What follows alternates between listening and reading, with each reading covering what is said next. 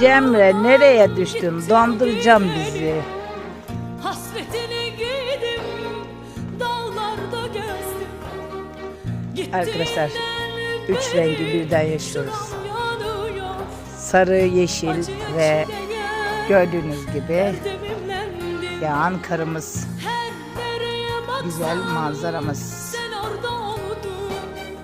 Dağ bayır demedim, dolandı durdum. Ey kaşına gözüne kurban oldum.